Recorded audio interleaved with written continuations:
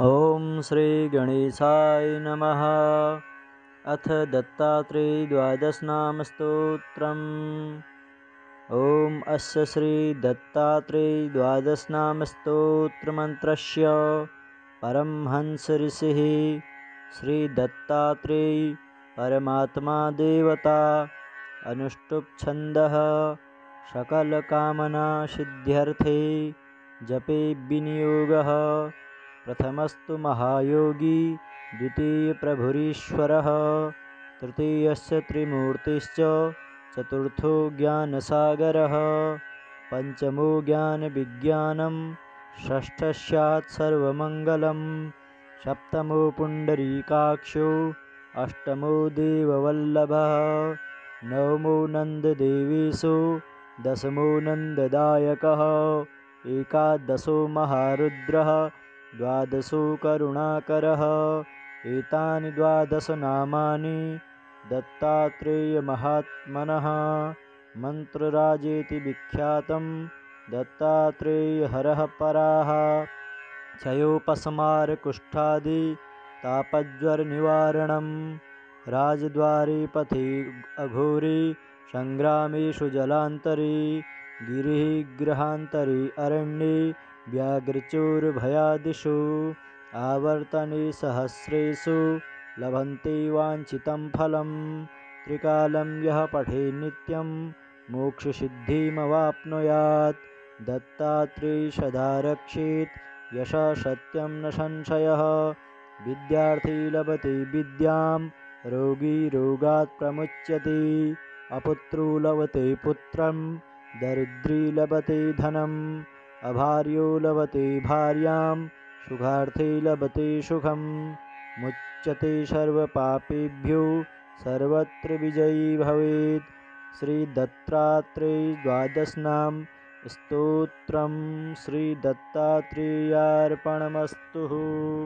प्रथमस्तु महायोगी द्वितीयप्रभुरीश्वरः तृतीयस्य त्रिमूर्तिश्च चतुर्थो ज्ञानसागरः पञ्चमो ज्ञानविज्ञानं षष्ठस्यात् सर्वमङ्गलं सप्तमो पुण्डरीकाक्षो अष्टमो देववल्लभः नवमो नन्ददेवेशो दशमो नन्ददायकः एकादशो महारुद्रः द्वादशो करुणाकरः।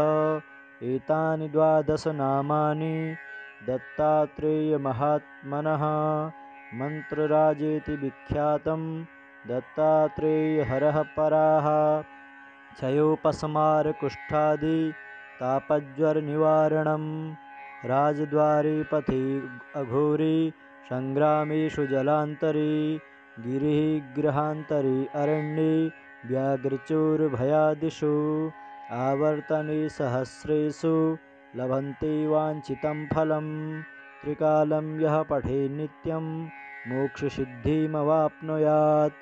दत्तात्रेय सदा रक्षेत् यशः सत्यं न संशयः विद्यार्थी लभते विद्यां रोगी रोगात् प्रमुच्यते अपुत्रो लभते पुत्रं दरिद्री लभते धनम् अभार्यो लभते भार्यां सुखार्थे लभते सुखं मुच्यते सर्वपापेभ्यो सर्वत्र विजयी भवेत्। श्री दत्तात्रेय द्वादशनाम स्तोत्रम् श्री दत्तात्रेयार्पणमस्तु। प्रथमस्तु महायोगी द्वितीयप्रभुरीश्वरः तृतीयस्य त्रिमूर्तिश्च चतुर्थो ज्ञानसागरः पञ्चमो ज्ञानविज्ञानं षष्ठस्यात् सर्वमङ्गलं सप्तमो पुण्डरीकाक्षो अष्टमो देववल्लभः नवमो नन्ददेवेशो दशमो नन्ददायकः एकादशो महारुद्रः द्वादशो करुणाकरः। एतानि द्वादशनामानि दत्तात्रेयमहात्मनः मन्त्रराजेति विख्यातं दत्तात्रेयहरः पराः क्षयोपशमारकुष्ठादि तापज्वरनिवारणं राजद्वारे पथि अघोरे संग्रामेषु जलान्तरे गिरिः गृहान्तरे अरण्ये व्याघ्रचोरभयादिषु आवर्तने सहस्रेषु लभन्ते वाञ्छितं फलं त्रिकालं यः पठेत् नित्यं मोक्षसिद्धिमवाप्नुयात् दत्तात्रेयः सदा रक्षेत् यशः सत्यं न संशयः विद्यार्थी लभते विद्यां रोगी रोगात् प्रमुच्यते अपुत्रो लभते पुत्रं दरिद्री लभते धनम् अभार्यो लभते भार्यां सुखार्थी लभते सुखं मुच्यते सर्वपापेभ्यो सर्वत्र विजयी भवेत्। श्रीदत्तात्रेय द्वादशनाम स्तोत्रम श्रीदत्तात्रेयार्पणमस्तु।